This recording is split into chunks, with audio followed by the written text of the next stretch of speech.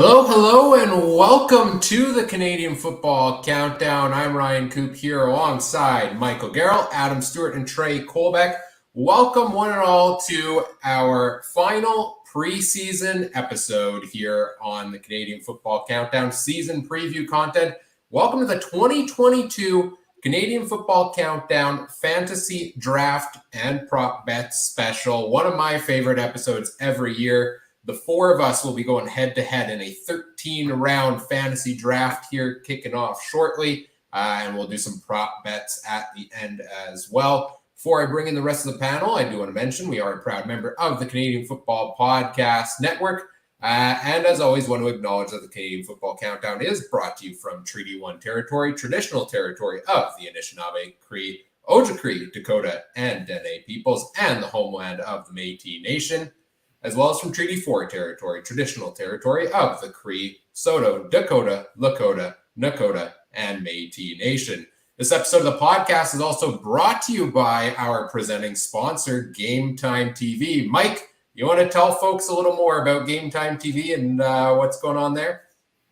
Yeah, Game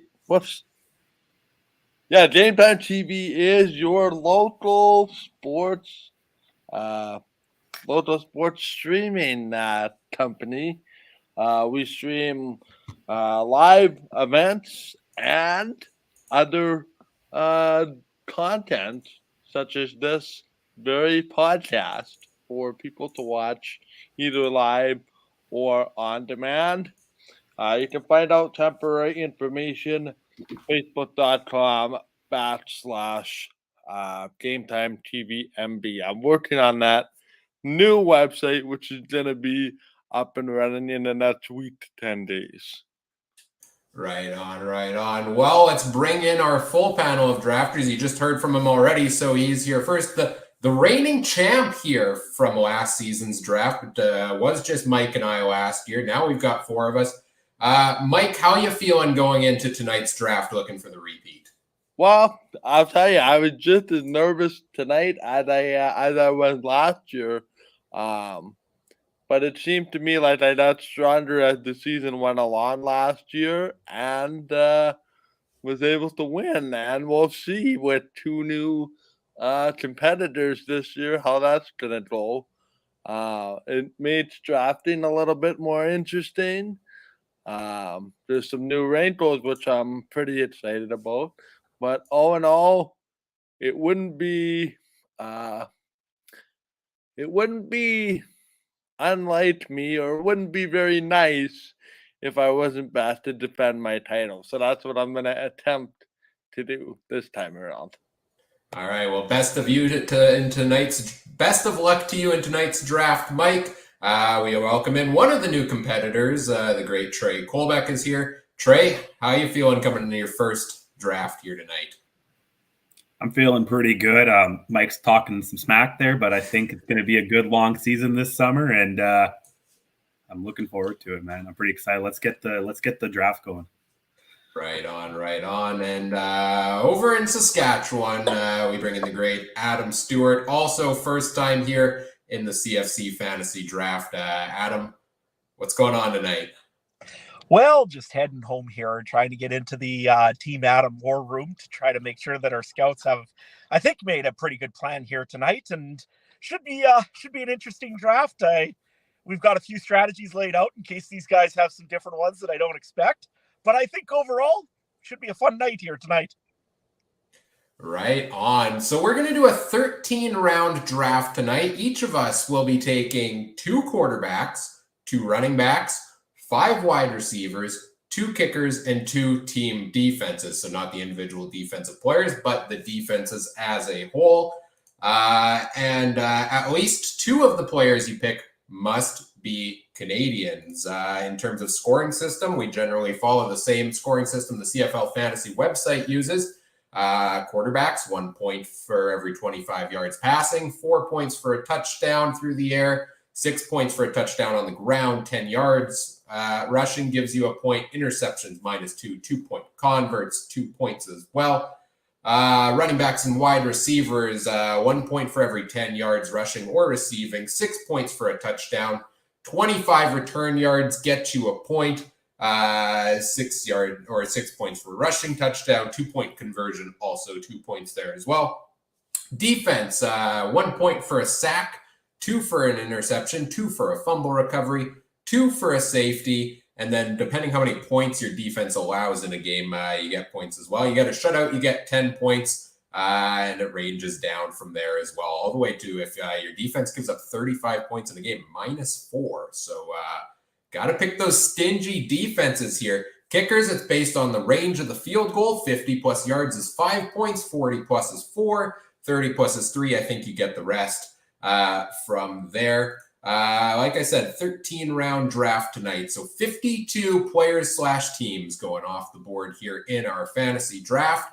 To kick things off, let's take a look at what the random draft order is. Drum roll, please. And let's bring it up here on screen for everybody to see. Thanks to good old wheelofnames.com. Who will have the first overall pick in the fantasy draft here tonight? It's Trey. Trey has pick number 1. Trey will get to pick first overall. Let's see here who gets the second overall pick in the draft as well.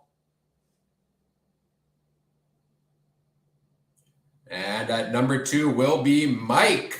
Mike getting the second overall pick. And between Adam and I, for 3 and 4, pick number 3 in his Saskatchewan green will be Adam. And it's basically a formality, but I want to see my name picked here as well. So we'll just wait for my sad little name to end up here in 4th. So that is our draft order for tonight. Trey is up first, Mike is second, and Adam is third. I am 4th. How are we feeling, boys? Everybody happy with the pick they have? Any last-minute trades before we begin from anybody? I mean, I wouldn't go and say that my favorite coach is Chris Jones without at least trying to see what the first overall pick was worth. But I don't think I can afford it. So, you know what? Let the games begin. Let the games begin is a great way to put it. If nobody's got any trades to make, let's get this going. Let's get rolling along here with the first overall pick. Let me pull the draft board up on the screen here for us all to watch throughout the night. Trey, you are up at first overall on the draft board. Who are you taking and where are we going? Let's kick this thing off. Well, first I want to thank the Magical Circle for giving me the first pick, and really excited about this one, boys. So Team Trey, Team Degenerates here. We're going to take former Cincinnati Bearcat and the 2010 first team All Big East quarterback, current Winnipeg Blue Bomber, number 8, Zach Collaros.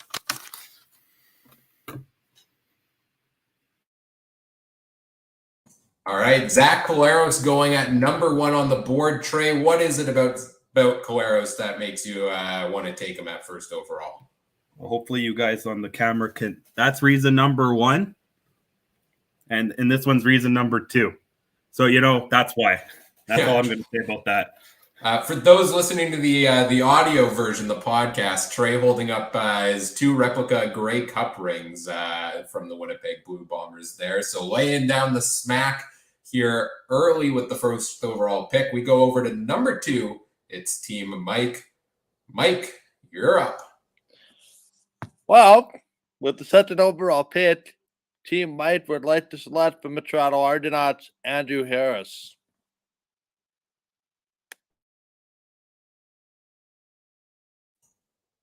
All right, Mike, tell us about Andrew Harris here. What's appealing at number 2 overall? Canadian, first off, very, very important in this draft, and I feel a very motivated Andrew Harris for this year. And I think that spells big trouble for the rest of the CFL as far as running backs go, and I'm hedging my bets that he didn't win another rushing title. All right, fair enough. Adam, over to you with pick number 3. With the third overall pick in the CF Football Countdown Fantasy Draft, Team Adam is proud to select from the Calgary Stampeders, Bo Levi Mitchell.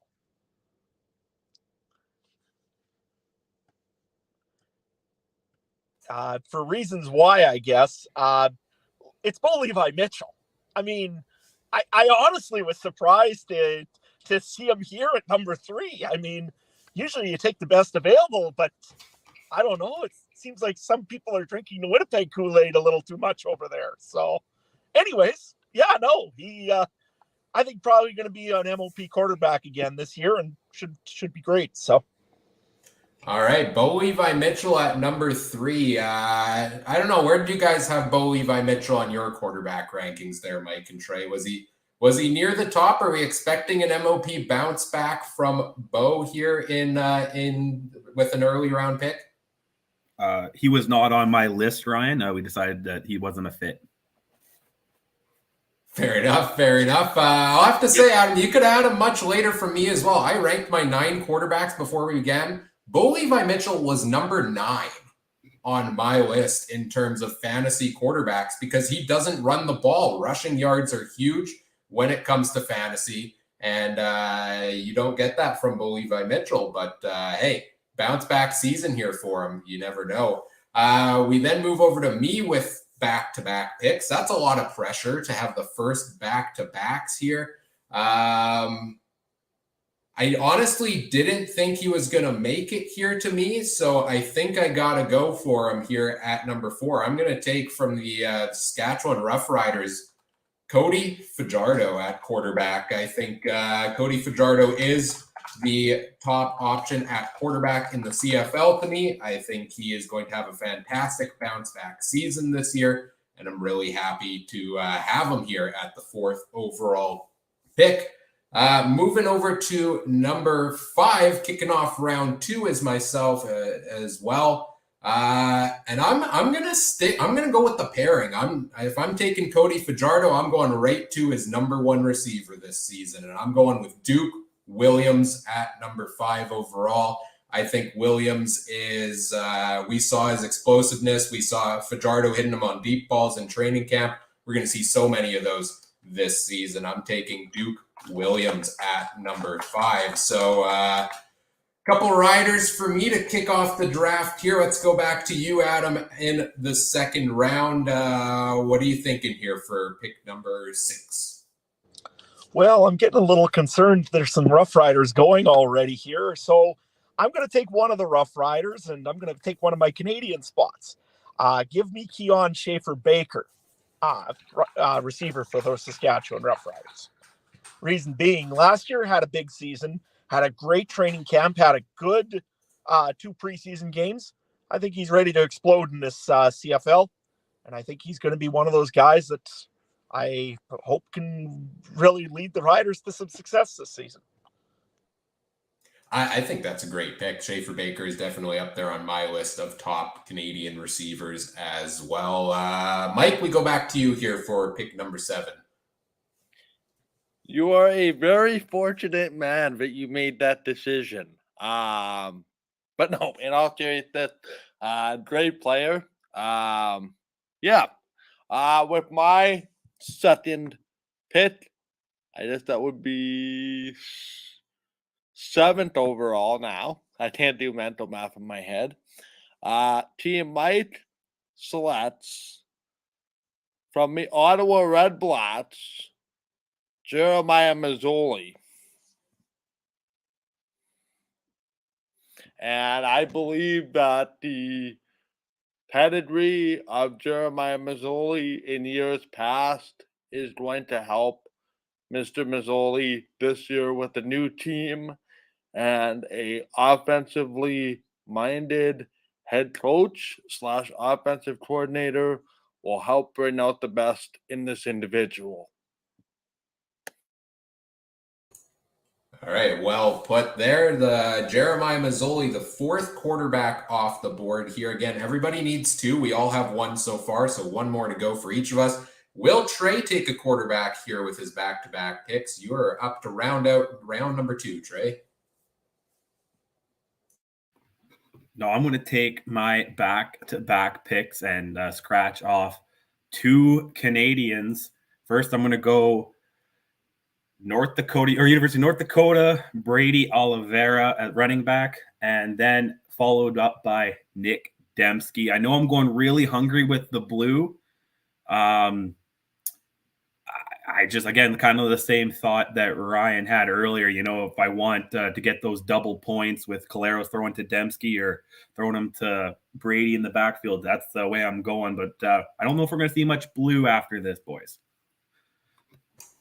Is there a concern there at all for you, Brady Oliveira, the timeshare with Johnny Augustine? Because that was something that had worried me coming in to the draft around the Bombers there. No, because again, I thought that he'll pick up some receiving yards to maybe balance it out, and we'll see how it goes, man. There's a waiver wire. There is a waiver wire. Yes, that is true. We are not locked in based on the picks we make here today. We should mention before we go back to Mike for the next pick as well that so we're drafting basically 2 of every position and 5 receivers. In terms of the actual game day weekly rosters, 1 quarterback, 1 running back, 3 receivers, a defensive kicker, and at least 1 Canadian. So you got about half your team on the bench. We've got a couple running backs picked so far. Andrew Harris, Brady Oliveira, the first 2 off the board. And Nick Dembski, the 3rd receiver there. Mike, back to you for your pick in round number 3. I can't get to the front of the buffet line fast enough to announce this one. I'd like to take from the Montreal Alouettes, running back William Stanback. Much like Andrew Harris, I feel this gentleman is in the running for a rushing title. If he stays healthy, he'll have a hungry team in front of him, and he's just one of the better running backs and a great option to have in a tandem with Mr. Andrew Harris. Well, we just got a comment in right before that pick from our friends over at Hussey's Huddle, great YouTube channel there with some great CFL previews. I'm shocked no one has picked William Stanback yet. Well, Mike, you must have read the mind there because he goes in round number 3. Adam, over to you with your pick for round 3. Well, let's face it. I mean, I was on the verge of saying the word Stanback if somebody else didn't say it just before me. So I guess being the guy second in the line there, I'm going to go a little bit different here. I'm going to go with the Calgary Stampeders once more and go Kadeem Carey for running back for these Calgary Stampeders. I'm disappointed because that was the next pick I was making right off the board there. Kadeem Carey, in my opinion, was number 1 in my running back rankings there as well. So I guess I have to adjust a little bit there. Well, if I do need to adjust, that is okay. I am going to go with, I'm going to stick at the wide receiver position here. And I'm going to take from the Montreal Alouettes, Eugene Lewis. The Alouettes are a 1-2 punch at wide receiver, pretty much. It is Eugene Lewis and it is Jake Wieneke. I went back and forth on which one of them I wanted. I could potentially take both right now, and I'm very, very tempted to do so. But I don't quite know if I am ready to make that jump there yet. So I'm going to go for a bit of a different pick here, and I'm going to round out my 2 quarterbacks in the draft, and I am going to go with Nathan Rourke of the BC Lions. I don't have a Canadian on my roster yet. I want one at quarterback. I believe Nathan Rourke has the potential to be as good of a fantasy quarterback as any others. He uses his legs a lot. He's got some great playmakers in Burnham and Lucky Whitehead. Give me Nathan Rourke in round 4. Might be a high jump for him, but I'm willing to take it there with my back-to-back picks. Adam, back to you.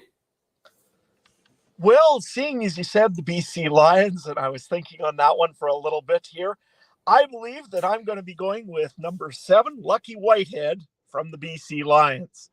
Let's face it, the Lions don't have maybe a lot of pieces sometimes, but they do have 2 explosive receivers, and Lucky Whitehead is definitely one of them. All right, the first Lions receiver off the board with Lucky Whitehead for Adam, your second wide receiver of 5 here in the draft. Mike, you do not have a wide receiver yet. Are you going that direction, or are you going somewhere else in round 4? You're up. I like the way this musical thing is trending, if that's the right direction. I guess we're all singing on the same musical line or the same musical chord.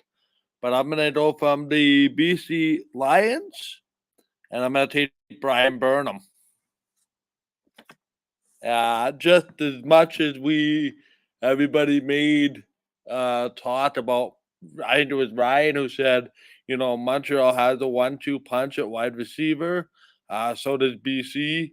And as we know in fantasy football, wide receivers and running backs can put up points in a very, very quick hurry when you need them.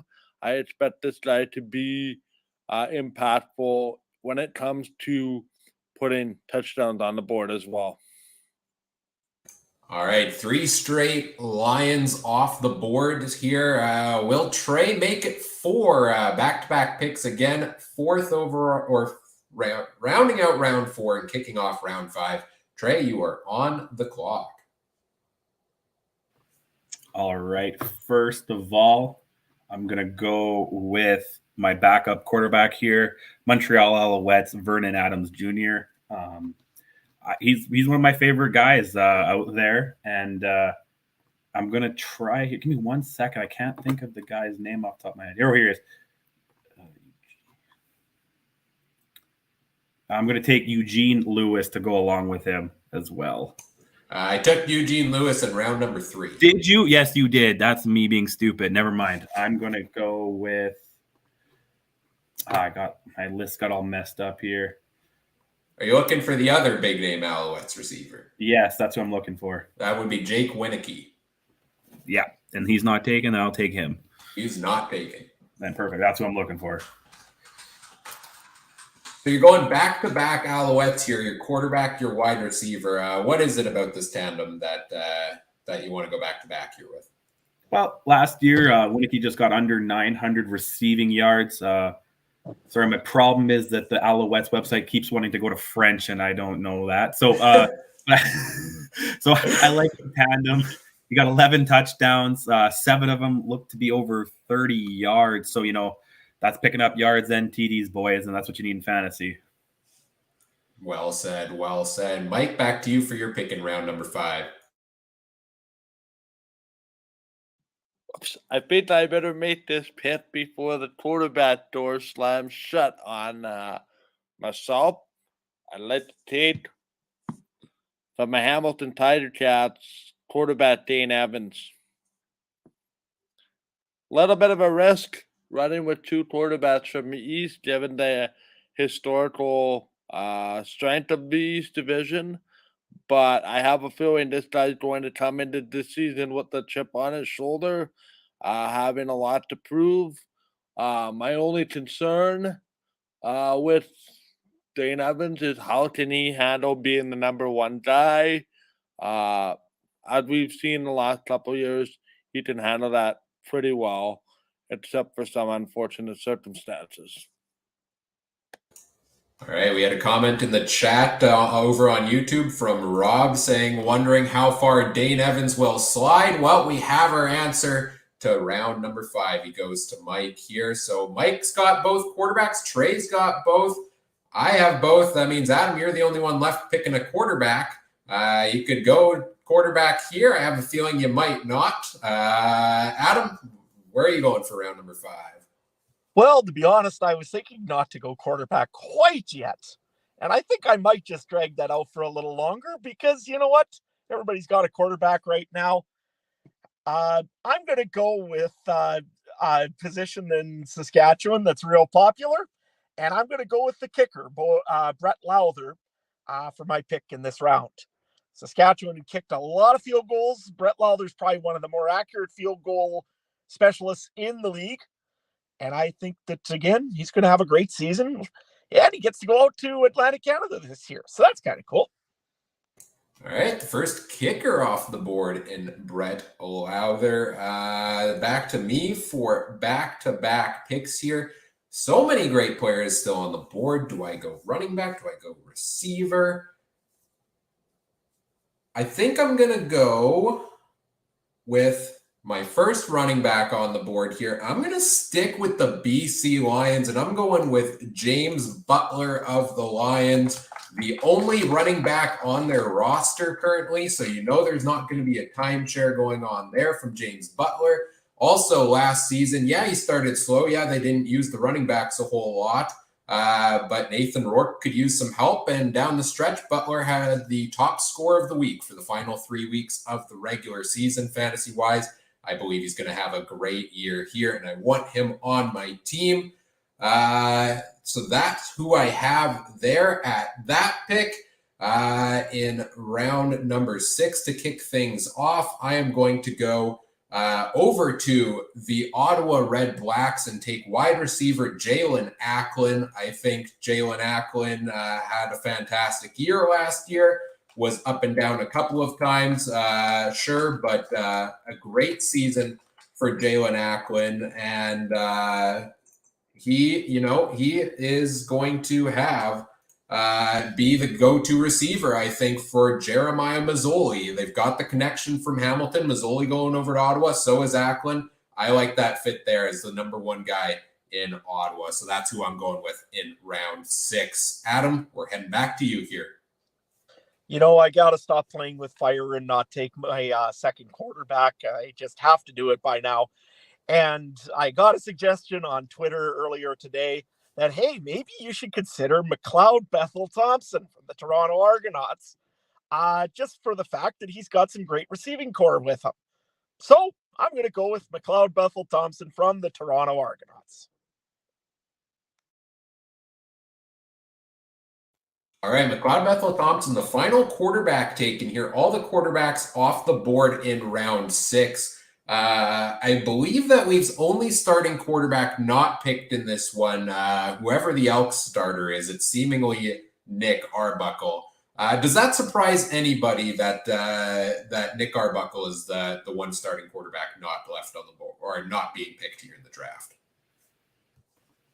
No, Not because Chris Jones is so unpredictable as to who his quarterback is. For all we know, it could be Trey Ford in week number 1, or someone who hasn't even been on anybody's depth chart. With all due seriousness, though, I believe it's going to be Nick Arbuckle, but hasn't really been given any indication that it's his job, at least long term, right? So, not entirely surprised on my part. All right, Mike, we're heading back to you here next in the draft. I'm just fixing something up with the draft board while you do that, but why don't you tell us who you have in mind here in round number 6? Yeah, I think if I could follow some ideas in the chat as well as using common sense, I like the line of thinking from Hussey's Huddle. And so I'm going to take from the Calgary Stampeders, Reggie Begelton. My first big game-breaking receiver outside of Brian Burnham, but like I said, this guy didn't have another full year with Bo Levi Mitchell, and I am hoping that along with Bo Levi Mitchell picking up points, Reggie Begelton will be able to hitch up on that train and gain myself some points as well. All right, Reggie Begelton off the board. First Calgary receiver, I believe, taken here in the draft. We go back to Trey for back-to-back picks, finishing off round number 6 and kicking off round number 7. All right, I might be a little too early on this, but I'm going to go with the saying from the great late John Madden: offense wins games. Defense wins championships. So I'm going to take the 2-time defending Grey Cup champion defense here. I think, the defense in fantasy is often overlooked. Sometimes they can get you big points if there's turnovers, fumbles, scoreless games. So I'm going to take the chance there and take Winnipeg with my first pick in the 7th round. Again, I'm going to go a little off board here to make sure I get the best of the best. I'm going to take Sergio Castillo, kicker. Make sure I get these specialty positions in before you guys get at it. All right, the defense and the kicker there. I like the picks. I mean, there's no doubt Winnipeg's defense last season, fantasy-wise, was often a better play than a lot of quarterbacks were, even most weeks. So first defense, I believe, goes off the board here to Trey. Mike, your pick for round number 7. Who is it?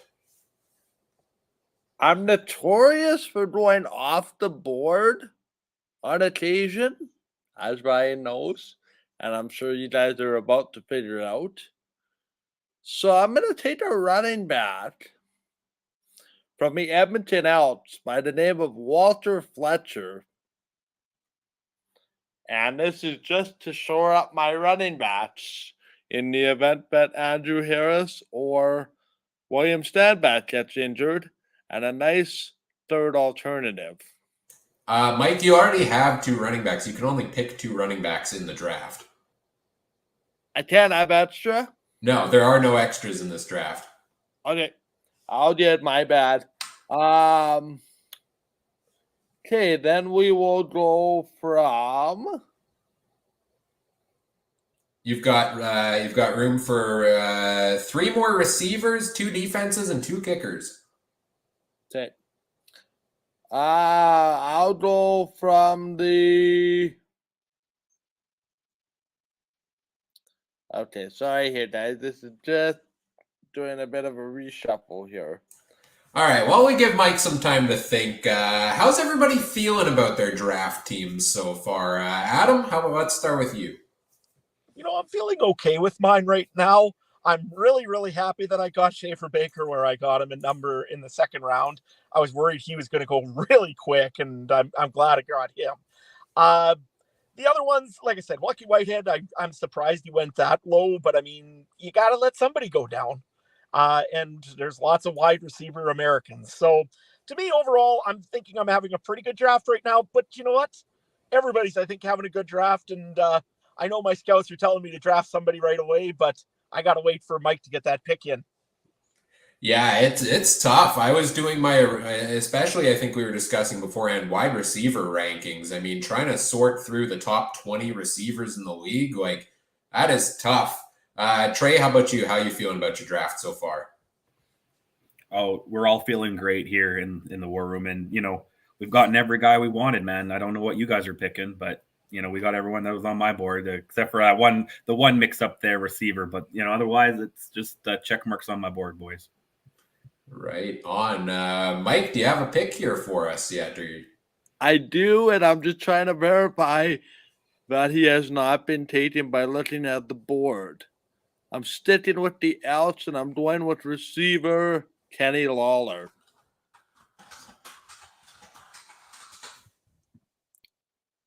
And I'm just verifying. I do not see his name on the screen here. No, he has not been picked yet. Kenny Lawler going in round number 7. Okay, yeah, just adding to my arsenal of game-breaking receivers. But I'm going to attempt to ice this year. All right. Kenny Lawler, league leading receiver last season, going all the way in round number 7. Is that perhaps a big drop here for Kenny Lawler? I didn't have him that high. Did anybody have him originally higher on their draft boards? I'm assuming not if he hasn't been picked yet, but I had him somewhere around 8 or 9 if I could get him, but I don't, like I said, I wasn't going for him right away. So. All right. So who are you going with then, Adam? Because you are up next. Well, this guy here had an awesome kind of breakout year in 2019, receiving a lot of passing yards. Had an injury in 2021, think he's recovered from it. He's got the mentality now to play ball like he used to play. Give me number 1 for the Saskatchewan Roughriders, Shaq Evans.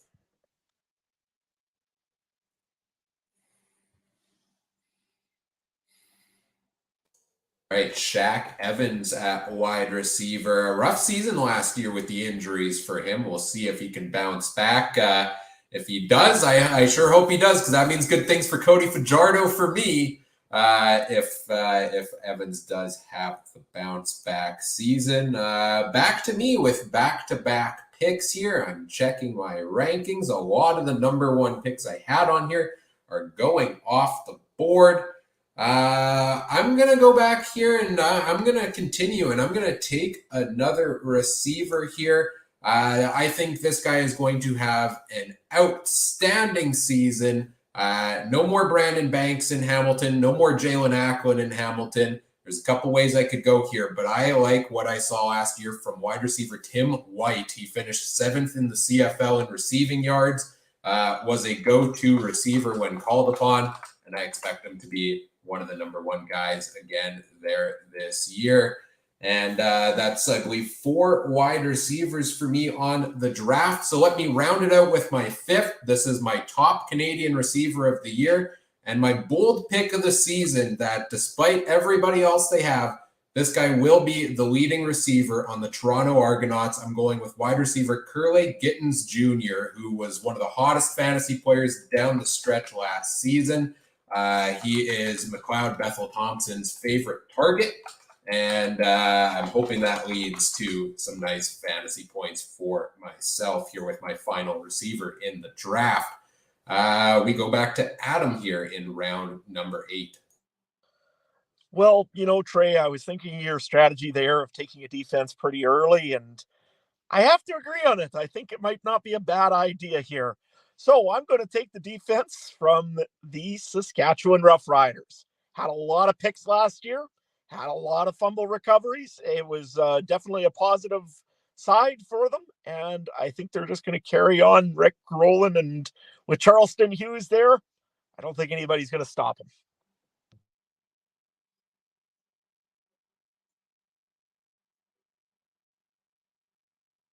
All right, the Riders defense, the second defense off the board. Mike, we are back to you with your pick for round number 8.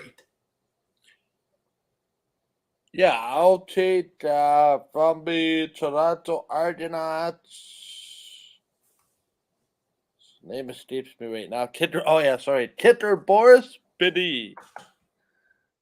Boris Beatty, I think it is. Today, Beatty. Anyway, proven to be one of the most reliable and busiest field goal kickers over the last number of years. And I expect them to be much of the same. Right on. Third kicker off the board here, Boris Beatty. Trey, we go back to you to round out round number 8 here. Muted. Let me just double check. I can't remember. I don't think. Oh, no, he was taken. So I'm going to have to change that up again. What did I have here? Kamar, is he on the list? No, he's not taken.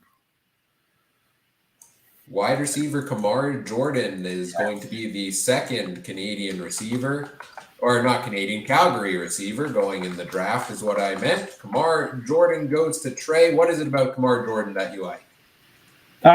Just taking a quick look. He was 7th in receiving yards last year. Picked up, 4 touchdowns. And he got, again, 6 plays over 30, if that stat is correct. So that's, again, those big yardage plays get up a lot of points. Next, I am going to go back to Winnipeg. I'm going too heavy on Winnipeg. I'm going to go with Rasheed Bailey.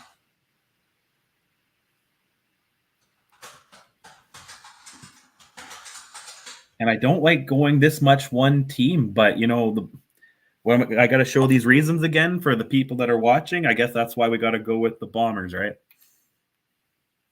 Again, holding up the 2 Grey Cup rings. Yeah. There is Trey, Rasheed Bailey. We had a comment from Rob in the YouTube chat saying, does Rasheed Bailey Does Rashid Bailey merit being picked? And I think he had a good season last year, so I would agree with you that he does.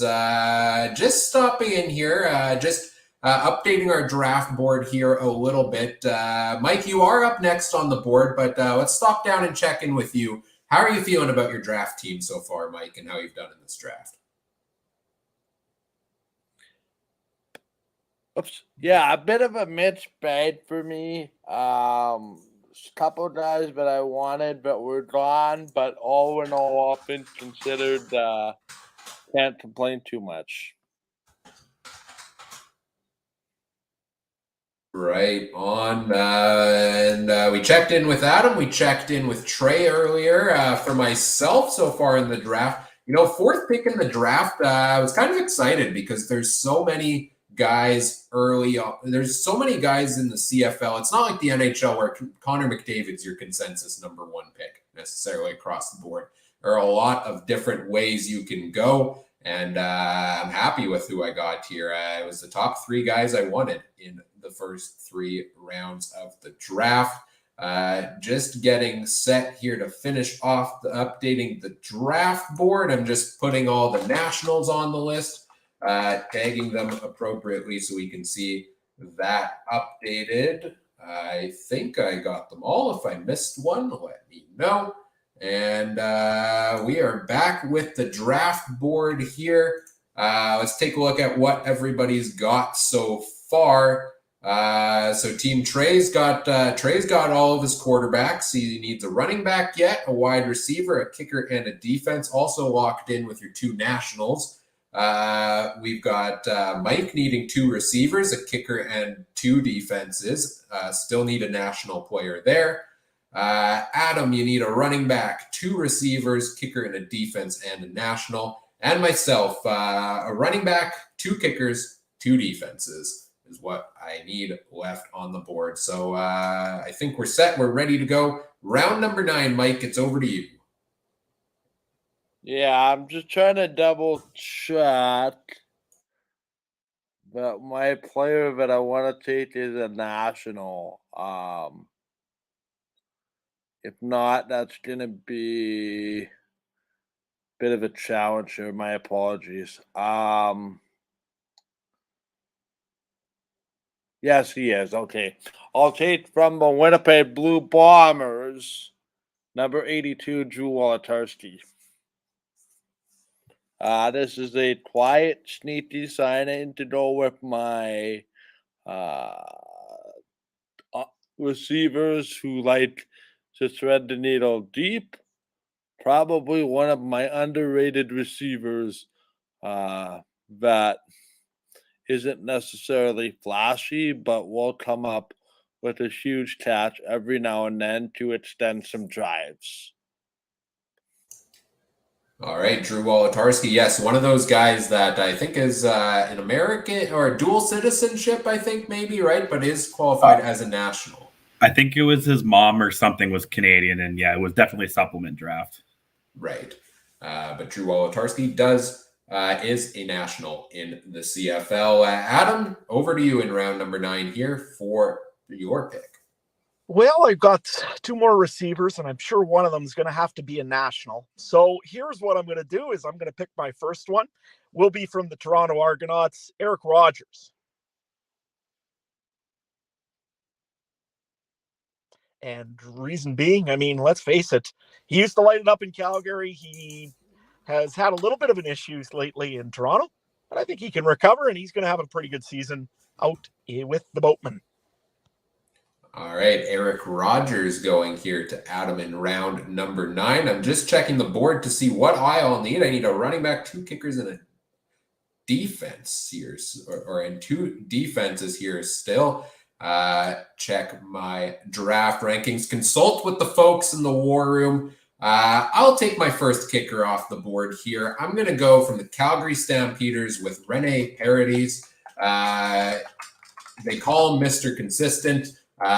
He kicked the most field goals in the league last year, had a great percentage. Rough go in that playoff game for him, but back for another season, and always a consistent kicker, Rene Paredes there. For my next pick, I will go over to the running back position, and I'm going to go with James Wilder Jr. of the Edmonton Elks. I think James Wilder Jr. Fantastic season for him last year. I think we're going to see another season of bit of an iffy quarterback play potentially there from the Elks. I expect the use of Wilder Jr. in that lineup in Chris Jones's offense there. So I'm going with him in round number 10 to round out my running backs here. Adam, we go right back to you for your pick in week 10. So my pick here is going to be one that I hope is going to play quite a few reps as a running back, but also he's got some kick return ability. I'm going to go with Jamal Morrow of the Saskatchewan Roughriders for a running back.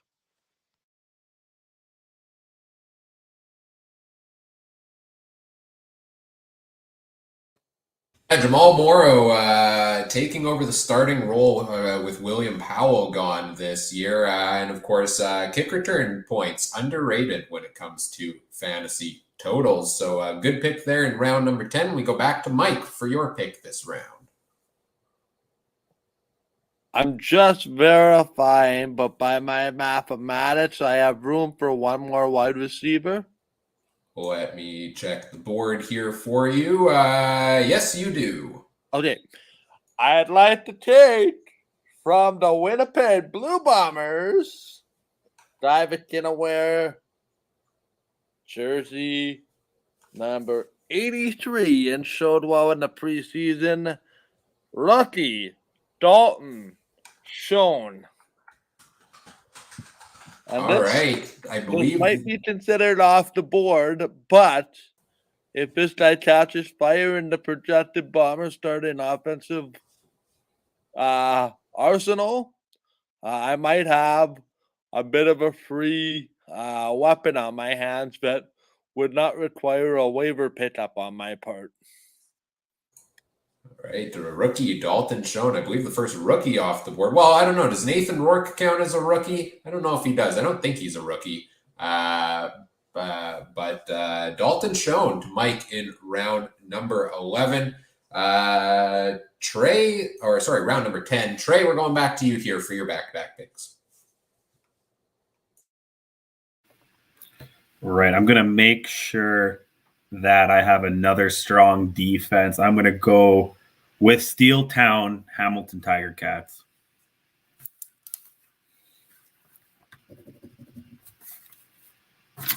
What is it about the Ticats defense that's so strong that you like about them? It just historically is a strong defense. And I just kind of did a quick rank of my defense, and I had them number 2 behind Winnipeg, kind of was tied with a couple other teams. And I wanted to make sure I have 2 good defenses. So bye weeks, there'll be no slack in there. Well said. I had them at number 2 on my defensive list as well. How about you, Adam and Mike? Where did you have Hamilton on your defensive rankings? They were going to be kind of coming up pretty soon, I think, of my rankings if somebody didn't take them, but I guess. Yeah, in the gym, what I tried to shut out, I was debating Hamilton defense and Dalton Schoen, but no, it is what it is. All right, we go back to you then for kicking off round 11 here, Trey. Both defenses locked in, I believe, so got to go somewhere else here. Yeah, and I believe, unless I misread it, can you scroll up on the board a little bit? I think we should be good. I'm going to take my second kicker then. I'm going to go not the snowboarder, but the kicker, Sean White.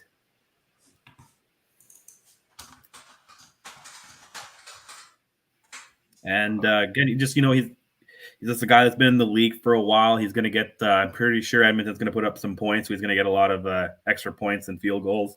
Wasn't there a couple games last year against Winnipeg where they only scored nothing but field goals? So, kicker's going to get me points there.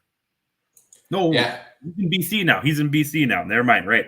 Still, same point. BC's definitely going to get some points as well. And I'm not too sure about their offense, so they might still have a lot of field goal opportunities. Yeah, that I was thinking the same thing with Sean White when I placed him on my draft board. Was BC offense maybe moves a little bit? Do they put a bunch of points up, get into Sean White territory?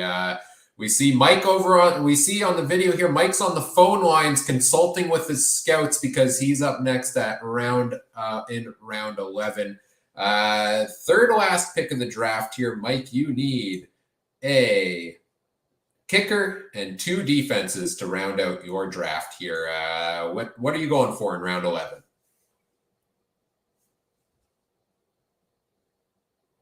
Whoops. Sorry, I had my mic turned off. At round 11, I'm going to take my first defense off the board. A defense that I think will be sneaky dead under the radar, even though I picked this team to struggle. This is a team that could, if things break a certain way, be very effective. I'm going to take the Montreal Alouettes defense. Montreal's defense, one of the top fantasy defenses last season, I believe average-wise, falling in just behind Winnipeg and Hamilton. I would agree, very underrated there. Adam, we're going over to you in round 11 here. Again, 3 picks left in the draft. You need a kicker, a defense, a wide receiver, and you still need a national. Well, I think I'm going to get the wide receiver and the national filled out for myself right now. A guy that's been over in Edmonton and looked pretty promising back in the day, and then ended up back in Ottawa and has been reasonably productive. I'm going to go with Nate Behar from the Ottawa Redblacks. Right, Nate Behar, yes, a solid season for him over in Ottawa last year. Better quarterback in Ottawa this year as well, and should get starting role there. Also, over to me, 2 back-to-back picks. I've got 3 left in total. I believe I need 1 kicker and 2 defenses here still. So let me look over at the defensive board. You know, I got to put my money where my mouth is. Last week on our West Division preview show, I said I think the BC Lions could have one of the top defenses in the CFL in 2022, and I'm gonna put it out there on my fantasy team as well. I do have some concerns on the defensive line, but Lucius Purifoy, Delvin Breaux, all those pieces they've brought in. They've got a solid linebacker crew there as well. Shout out Bo Lacombo, followed us on Twitter the other day. So gotta represent him in the fantasy team and pick the BC Lions defense. I'm expecting big things from them this season. And I'm going to go right back to the board here, I think. I'm going to take my kicker off the board here, finish that position off. And I'm going to go with Lewis Ward of the Ottawa Redblacks. He broke the kicking records a couple years ago. Last year, a bit of a down year for him. But I do like Lewis Ward there. I think he's one of the top kickers in the game. And I think there's a couple teams with some kicker struggles and some unknowns, and I do not want to be left with one of them with the last pick in the draft. So we'll find out which defense I get given as the last defense available with the last pick here, but we'll see where it is. I'm just happy to get my kickers in place. Adam, we're back over to you here for your second last pick. Well, Ryan, I hate to say it. They usually say in football, kickers get ridiculed, but defenses win championships. So I'm going to go with the defense. And I don't know how I could bet against the guy because, he's quite the head coach. And he's also a pretty good defensive coordinator. Give me the Edmonton Elks defense. And let's see if Deron Carter can get a couple pick sixes on, well, hopefully not Bo Levi, but somebody else this year. All right. I figured Edmonton's defense would be one of the ones that goes higher in the draft. The Chris Jones effect, right, is definitely at play there. Mike, you've got 1 defense. I believe you've got 1 kicker as well. So you need 1 more of each of them here to round out the draft. Yes, that is correct. So kicker or defense in round 12? Which way are you going here, Mike? Yeah, I don't know, guys. I'm going to need some help here. Thinking I'm going to go defense, but I'm trying to figure out exactly what's left. I believe there is, in no particular order, there is Ottawa, Toronto, and Calgary, I believe, are the 3 defenses left on the board. Yeah, let's give me a Calgary defense. A defense that quietly got very, very good toward the end of last year. They had some struggles, but righted the ship just enough to almost beat Saskatchewan. They're in the West Semi. All right, Calgary's defense also benefiting from the big addition of Trey Roberson down the stretch, who will be there full-time this season. I like the pick myself. I had Calgary's defense high on my board. They were my 4th highest defense there. So nice pick for you, Mike.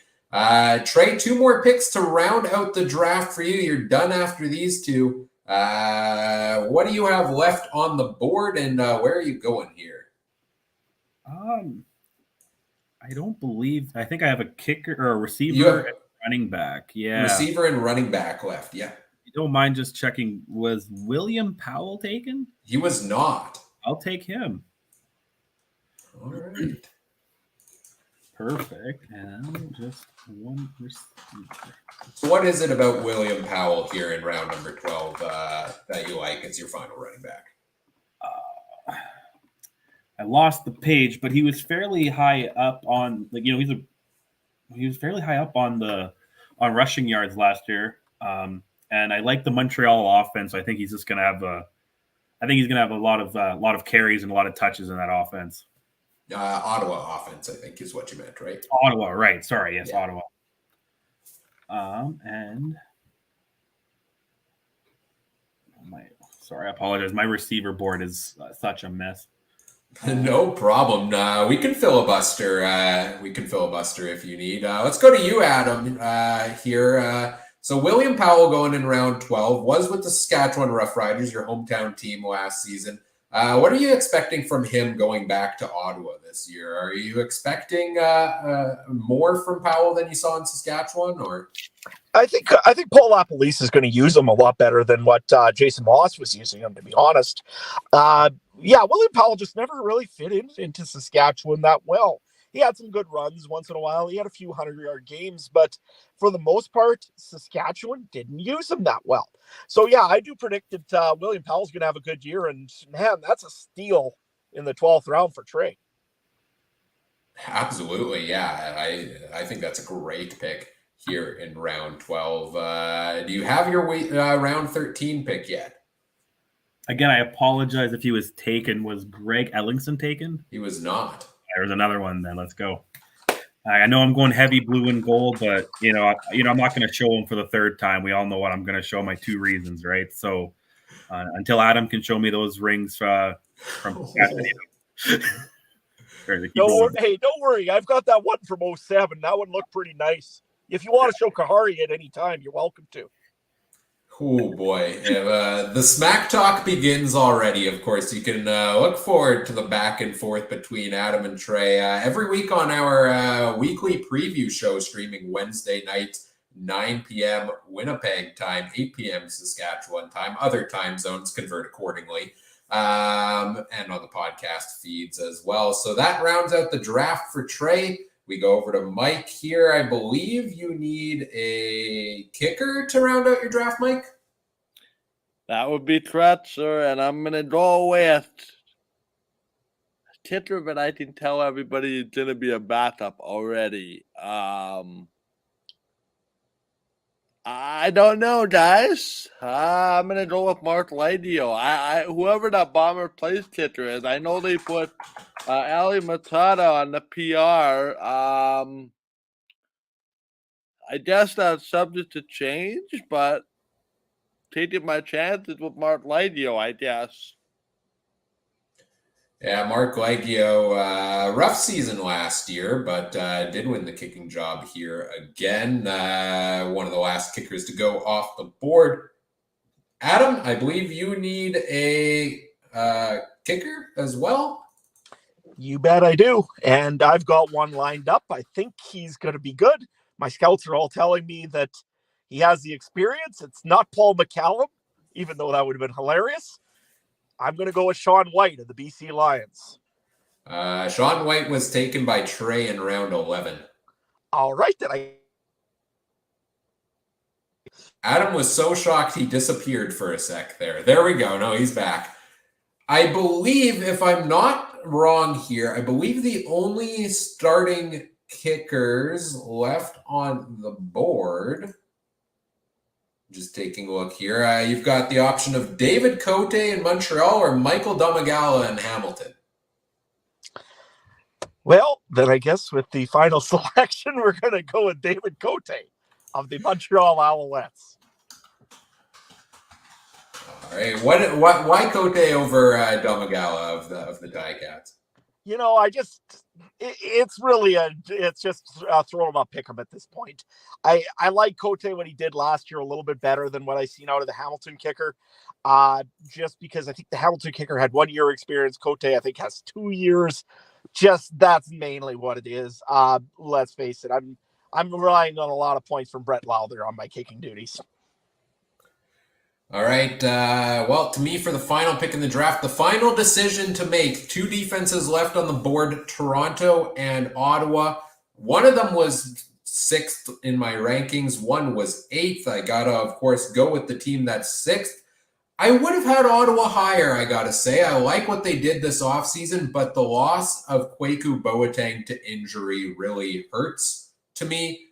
I love the Argos defense. I think they've got a lot of great pieces there. I'm going with the Toronto Argonauts as my defense to round out the draft. They were my 6th ranked defense, and I am happy to take them here to finish off the draft board. So that does it for our 13-round fantasy draft. Let's check in with everybody and take a look at everybody's teams here to wrap up the draft portion of this. Trey, you had the first overall pick. You went to Zach Collaros at quarterback in round 1. Brady Oliveira, Nick Dembski, Vernon Adams Jr., Jake Winicki, the Bombers defense, Sergio Castillo as your first kicker, Kamar Jordan, Rasheed Bailey, Hamilton's defense, Sean White is your second kicker, William Powell, Greg Ellingson. What do you think of your draft team here tonight, Trey?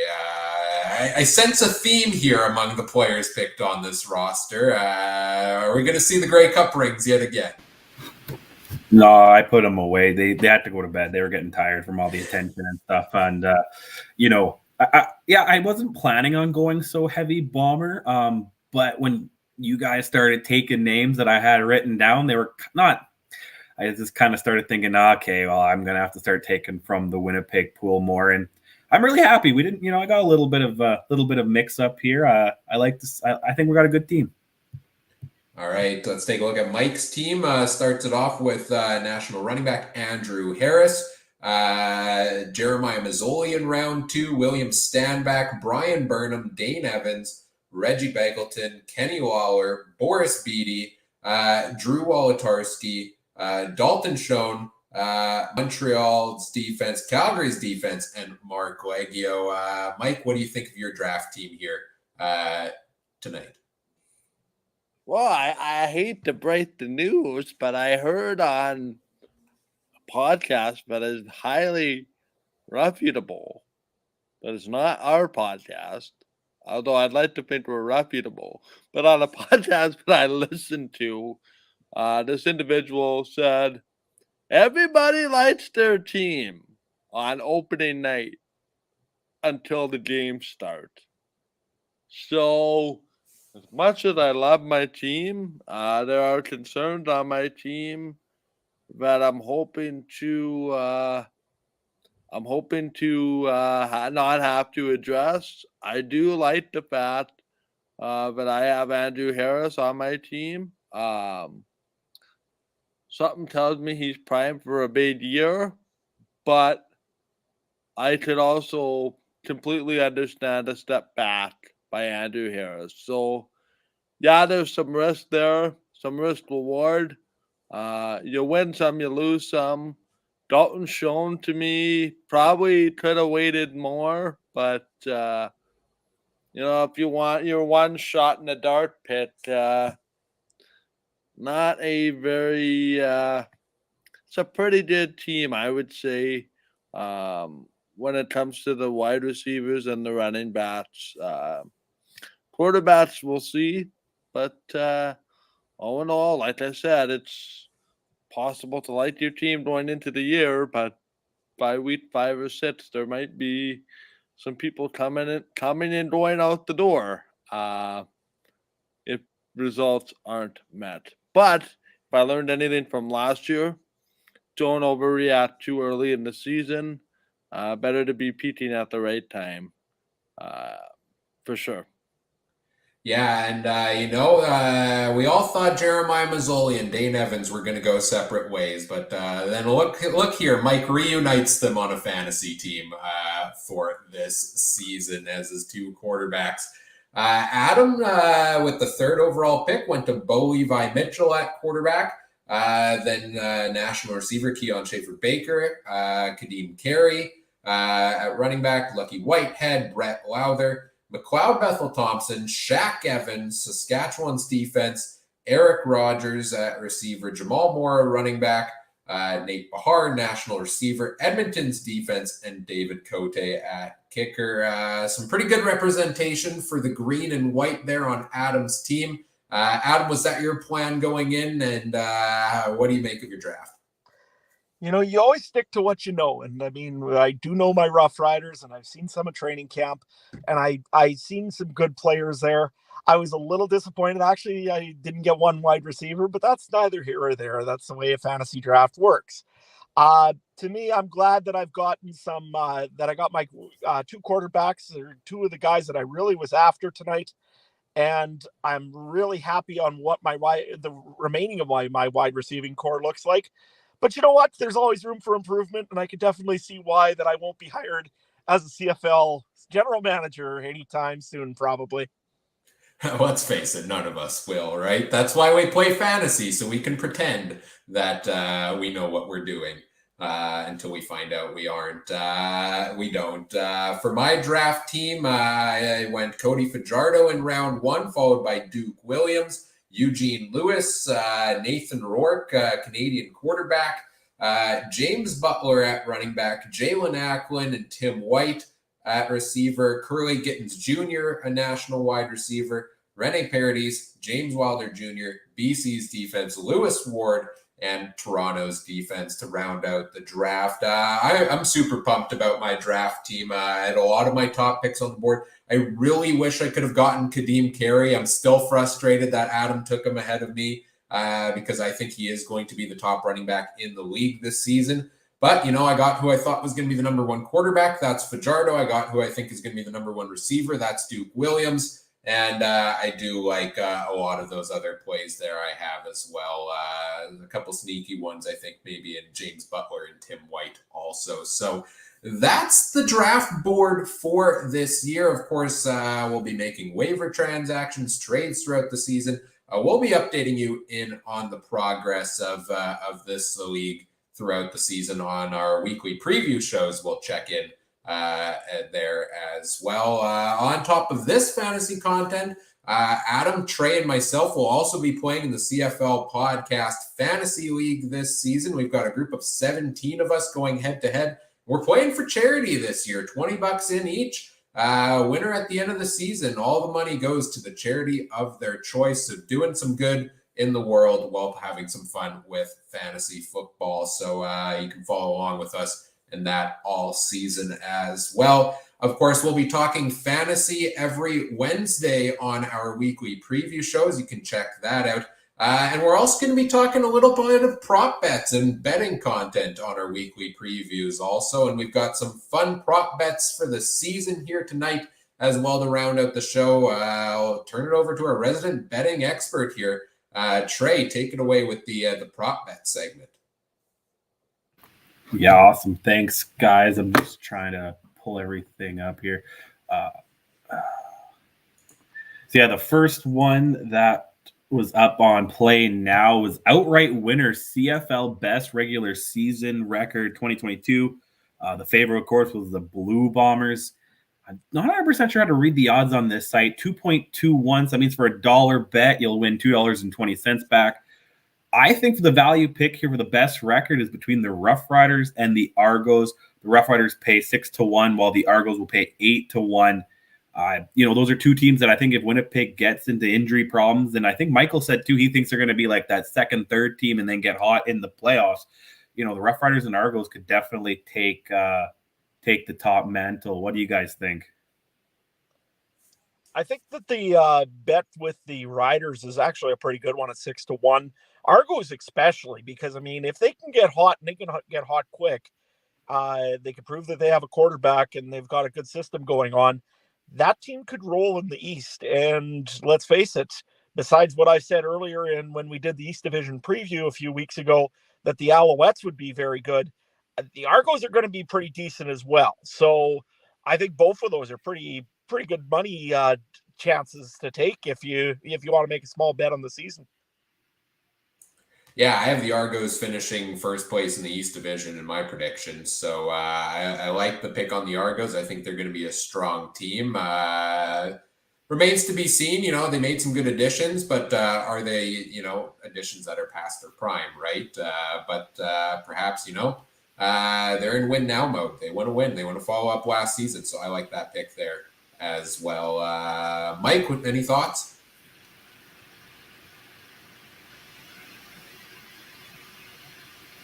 Sorry, guys. Technical difficulties. No, I think it to be a really good season.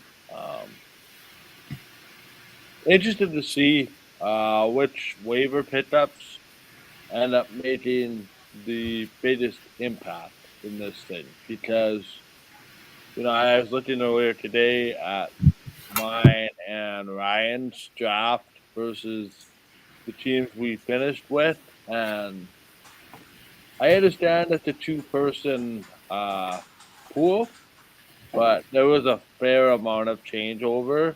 I'm curious what's going to happen in general.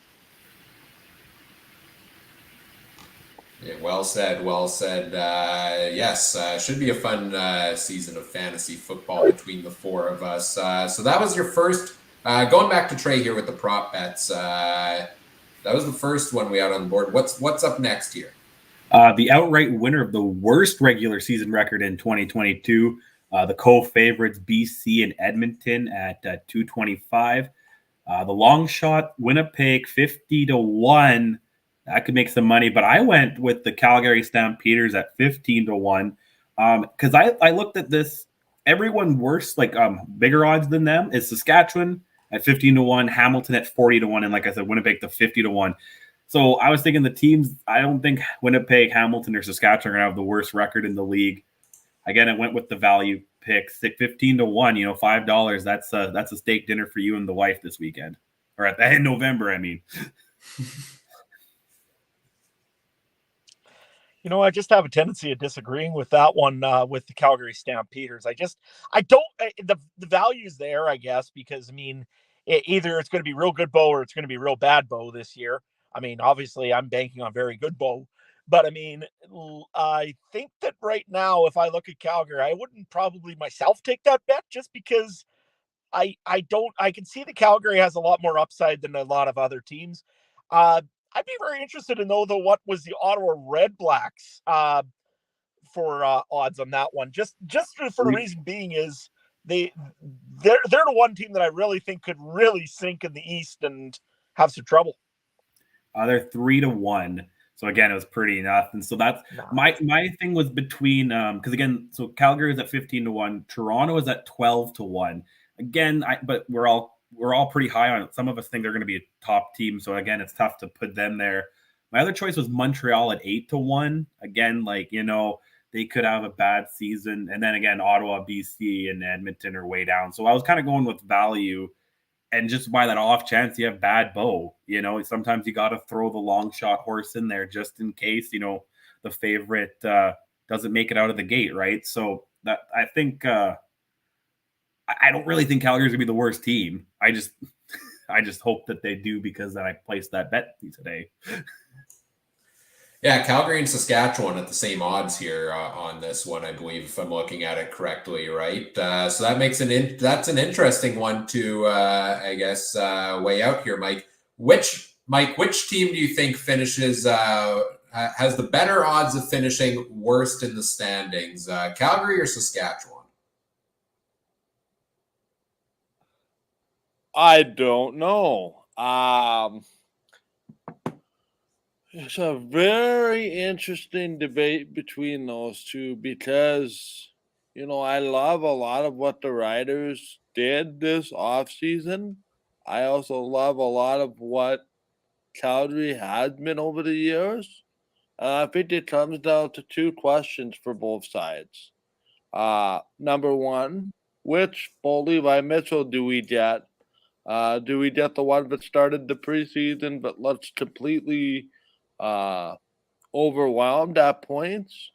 Do we get a healthy Bo Levi Mitchell that rides to an MOP? Again, for Saskatchewan, I hate to say it, it comes down to that offensive line. Um, you lose Fajardo. Pretty much, you know what? I'm not even going to talk about the quarterback debate, to be honest, because I I think outside of a few teams, if you lose your quarterback, you're going to be in some trouble. So I think with that being kind of the outlier, um, Calgary season rests on Bo Levi Mitchell. We're not sure. Jake Mayer, you know, I still am of the opinion that we won't see Bo Levi Mitchell for the full season. I think we're going to see Jake Mayer in, and you know what? If Saskatchewan finishes in last place, for whatever reason, guys, it's time to go in there and it's time to clean house because that is not in the cards for the Riders this year. And if they finish last in the West Division, there's going to be some major changes with the Riders. I think Calgary, I think you can have a bit of an allowance to be in last place, but man, if Saskatchewan finishes in last place, heads are gonna roll there. It's already a market that is difficult to. Um, it's already a market that's already struggling to sell out a lot of games. There's a lot of, I don't know if taking advantage would be the right word, but it's gotten to be a tougher sell in Saskatchewan than in the past. It just wouldn't be good. Hosting the Grey Cup and being in last place, speaking from experience, that happened here the last time we hosted the Grey Cup. Good Uh, times, good it, times. it did not go well. It will not go well.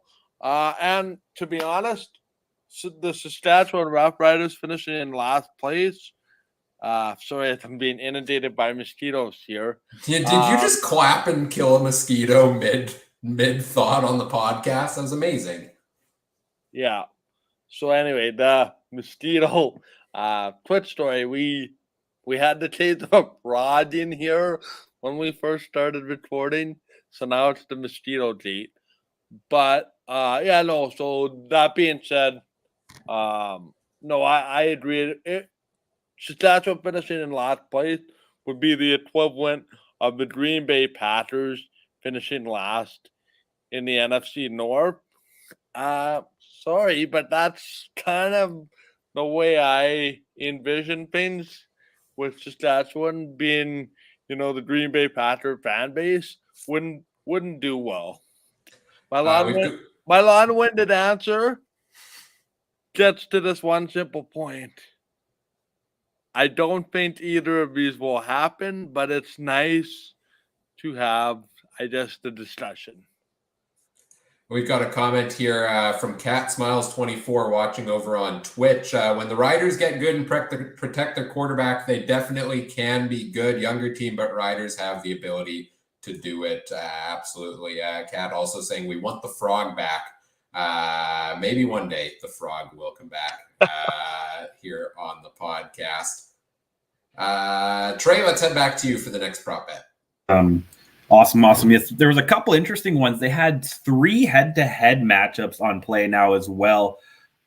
Start with the first one, head-to-head matchups between Winnipeg and Hamilton. I believe they play twice, so I'm not sure what happens in the event of probably goes to points maybe. But I'm going to take Winnipeg in that one. Even if they go 1-1, I think whatever the tie break is might lean towards Winnipeg. Hamilton is the underdog, but again, it's not really paying anything crazy different. It's $220 for Hamilton and $162 for Winnipeg. I just thought these bets were interesting to bet on the head-to-head matchups over the season. What do you guys think? Well, I hate to bring it up, and I know I'm off topic, but I definitely made a few dollars here with my Colorado Avalanche. 6-5. I know. I'll be posting my little thing later over on Twitter. Don't you worry about that. Anyways, what you're saying with the Hamilton-Winnipeg one, Trey, I looked at that and I said, there's just not enough money to go for Hamilton. It's an interesting kind of thing that they would make that into a prop bet, to be honest. I would think you would maybe do rivalries instead, maybe like Saskatchewan-Winnipeg or Edmonton-Calgary or Hamilton-Toronto. The next two are. The next 2 are? Oh, okay. Yeah. So, but that one there, it's hard to bet against Winnipeg. I mean, let's face it. They are the defending champs, as much as in Saskatchewan, we don't like saying it. They're probably the better team out of the 2 between Hamilton and Winnipeg. To me, there's just not enough on there to either go either way, really. Is there? What do you think, Mike?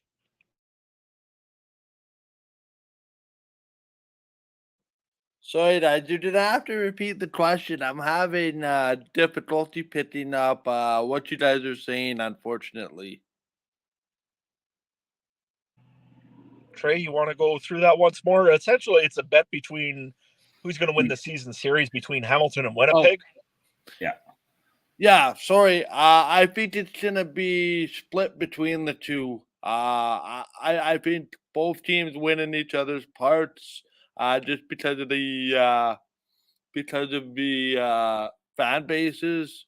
Although I think it would be nice if the Bombers went into Tim Hortons Field and followed up Grey Cup memory with a victory. But no, I think in all seriousness, I think this has the potential to be a Grey Cup rematch again.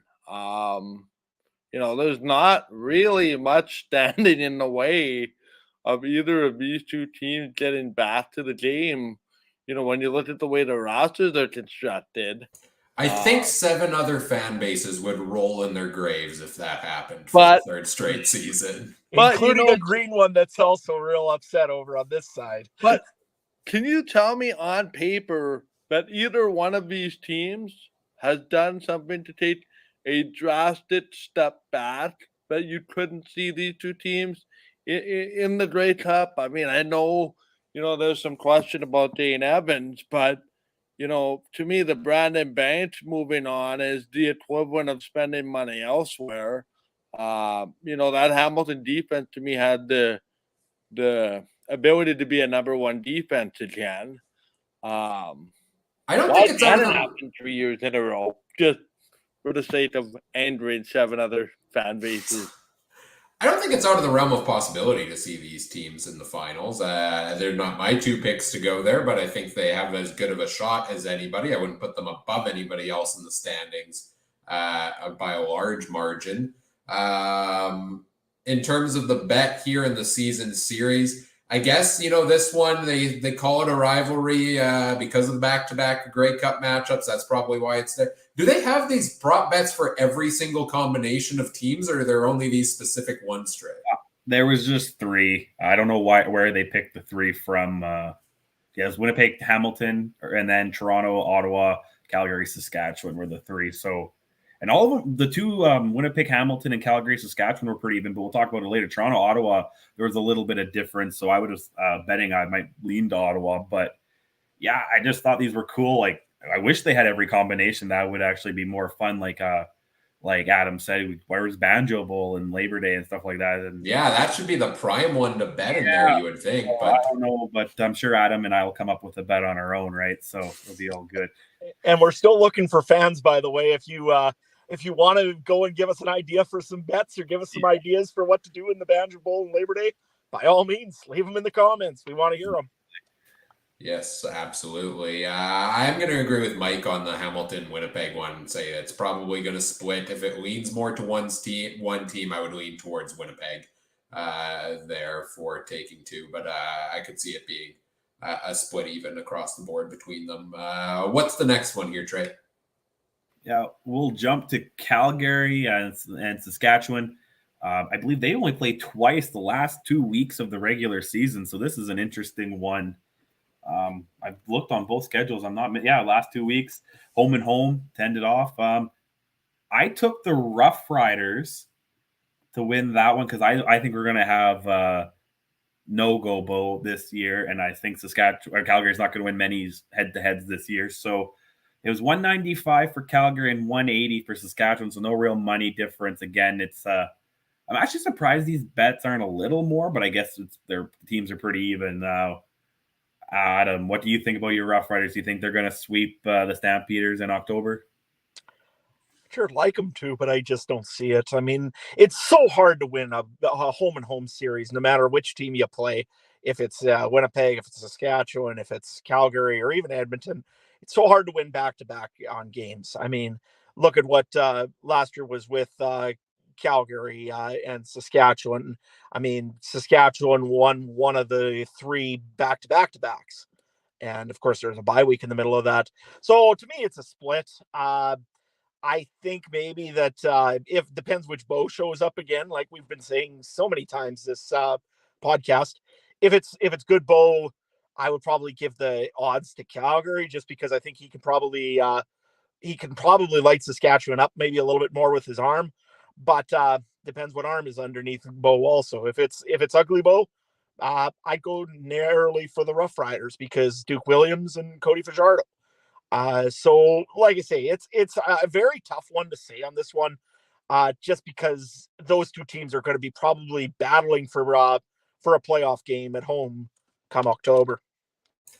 I think Kat in the Twitch chat has a great point here that I think those might be more relaxed games end of the season where it matters less for the games. It's a lot different than picking Labor Day Banjo Bowl because it could go one of two ways. Starters could be resting in that final game of the season because playoff spots are locked in, or these two teams could be battling for a playoff spot. So I could see it going either way. Either way, I agree. It's probably going to be a split more often than not. It is on a home and home series. So I got to go. Who would I give the edge to? See, that's hard to tell when it's so far late in the season. And you don't know which team's going to be in what spot there. So I don't think I have a pick yet on which team I would give the edge to for two wins there. Depends how the rest of the season plays out. No, yeah, that's pretty fair. The last one, though, I have is more my most interesting one out of the 3. Toronto and the Ottawa Redblacks. Toronto at 116, but Ottawa at 5, so 4-1 odds on it.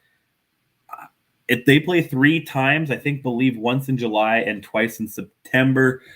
I'm betting wise, again, I'm not too bad. I'll admit I might put $20 down on Ottawa just in case somehow Harris gets injured or he's not the way he is, and Brandon Banks isn't the way he is, and Bethel Thompson has nobody to throw to. Betting wise, I'll go for that. Like, I know Toronto's probably going to go 3-0 or at least 2-1, but betting wise, maybe Ottawa picks up something late in September. Yeah, I think that's a decent value pick there for Ottawa. What did you say? 3 games between the two teams? I don't think that's out of the realm of the possibility that we see Ottawa win a couple of those games there. I think this is going to be a well-improved Ottawa team, especially, just checking the schedule to see when exactly these games are. They've got one in week 7, one in week 14, and then Toronto's got a bye, and then they've got a bye week and they play again in week 16. So I think, later in the season gives Ottawa more time to gel with a brand new roster. Kind of like that pick there to go with the Red Blacks. We've got Hussey's Huddle in the YouTube chat saying Toronto did not play well in that one game versus Ottawa last year, the one that Duck Hodges started. Oh, who could forget the legacy of Duck Hodges, who is subsequently retired from the CFL. But Adam, what do you think here on Toronto and Ottawa? Yeah, no, the value is right there for Ottawa. I mean, if you are a real betting man and you feel like, let's face it, Ottawa at this time of the year, everybody's 0-0 and everybody's going to be real good in position to play any team very hard. Ottawa played them well in the preseason, I thought. Didn't maybe come out the way they wanted it to, but it is what it is. But you know what? I think that the Ottawa Red Blacks with Paul LaPolice, they could pull off the 2-1 on them and could really hurt Toronto's odds to all of a sudden host or be in a playoff game. Yeah, Toronto should win that one. Don't get me wrong. Toronto should be the team that should probably walk on Ottawa and probably do it pretty easily. However, there's a lot of talent in that Ottawa team that wasn't there last year. And you can't tell me the Lapo's not going to have those guys ready to go. William Powell's in the team, Nathan Bahar, as I mentioned before, and Jeremiah Masoli wants to prove something this year, that he is a legitimate number one quarterback in this league. And you know what? There's enough there that alone, to, with not even the value included, to pick Ottawa. What do you think there?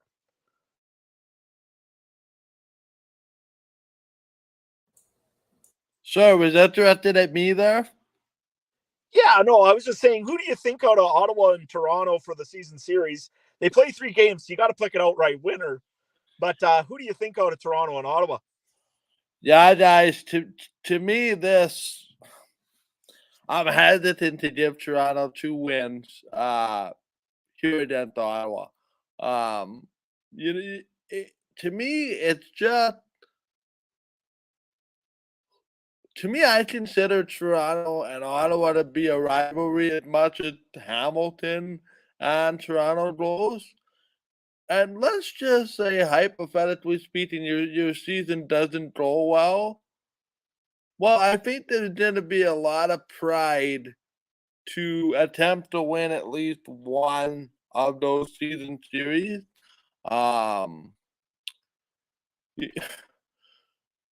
I hate to say that this is going to come across as trying to be skeptical, but I'm not as high on the Argonauts as some other people seem to be, largely because I'm not sure Andrew Harris can stay healthy, among other things. Long-time listeners of this podcast know how I feel about McLeod Bethel-Thompson.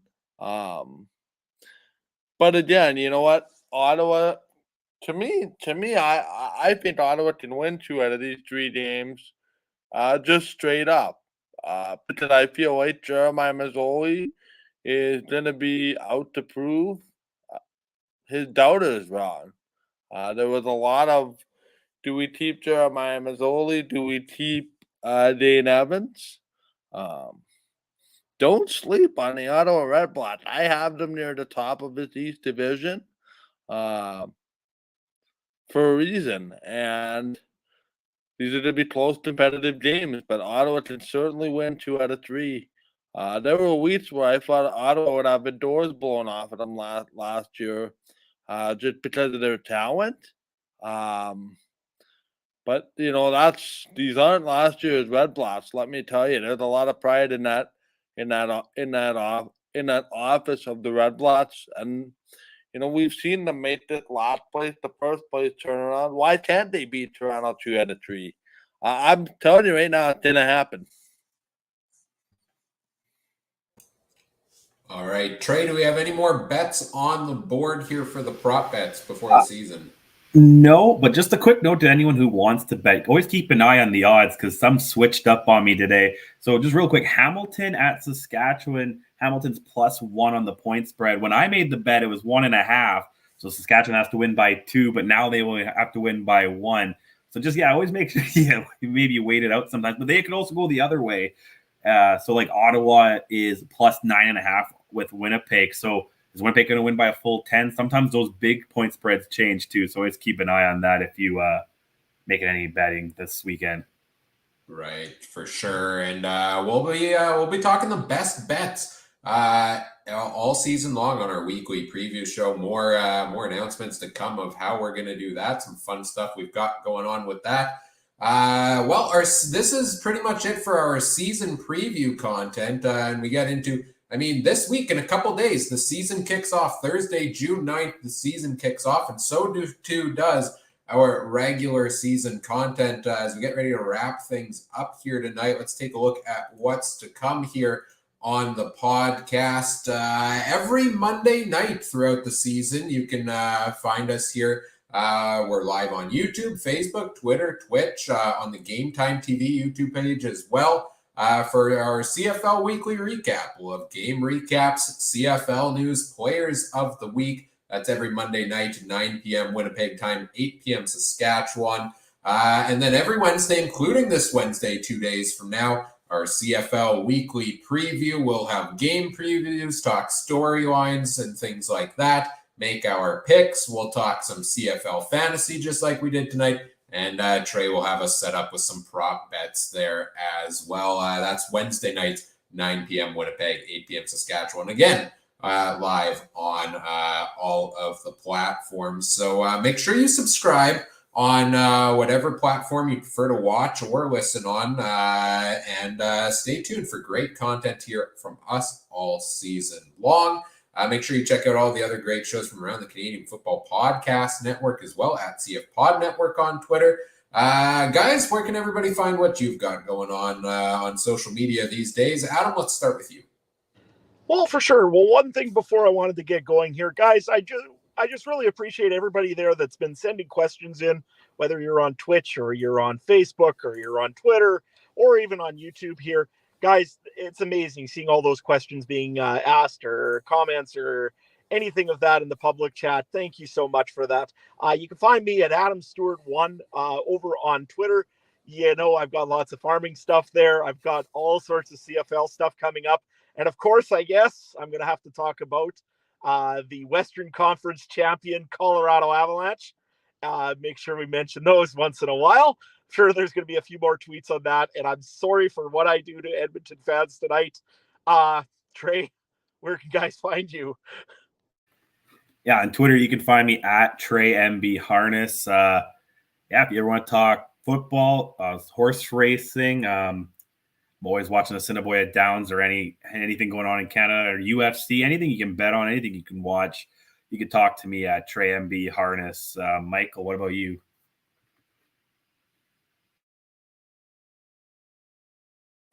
Man, I hate these buttons sometimes. Yeah, you can find me on Twitter at Mike Garrow, Game Time, Facebook.com, Game Time TVMB.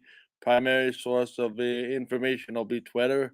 By the way, Oiler fans, okay, I know it's going to come, and I know it might be a spoiler to some people, but two things just on the way out here.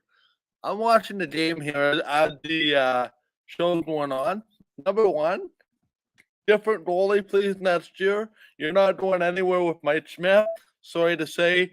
Second of all, since I'm really, really fired up right now based on what I'm seeing on Twitter, that is the overtime winning goal, no matter which way you slice it. I know Oilers fans aren't happy with it, but it's a goal.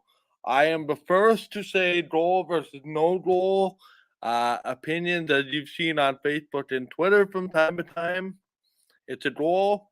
It's not like one win would have changed any thoughts and opinions on the rest of the series, but still a great run for the Oilers. And now we gotta wait 11 to 13 days if you're Colorado to see who you're gonna play in the Stanley Cup final. Coop, your boys saved their season last night and might have found a way off the mat. Time will tell. That's it for me, guys. Yes, the hero Andre Palat with the last second goal to make the series 2-1. I'm hoping my Tampa Bay Lightning can get to the finals to take on Adam's Colorado Avalanche. I'm sure that will be a fun time on the podcast. We may all hate each other before the season's like 5 weeks old. We'll see. No, it's always a blast getting to chat here on the podcast all together. You can find the podcast on social media. We're on Twitter at CF Countdown Pod. We're on Facebook, the Canadian Football Countdown there as well. Whatever platform you're listening on or watching, we appreciate if you do all the fun things such as like, comment, rate, review, subscribe, share the show with your friends, help us grow the show. We always appreciate that. Forgot to mention, you can find me on Twitter as well at CooperTrooper42. I think that's it for tonight. CFL season's back right away. Starts this week. We'll be here Wednesday night preview, and then let's get the games rolling. As always, thanks for listening. Take care. Have a good one. Bye.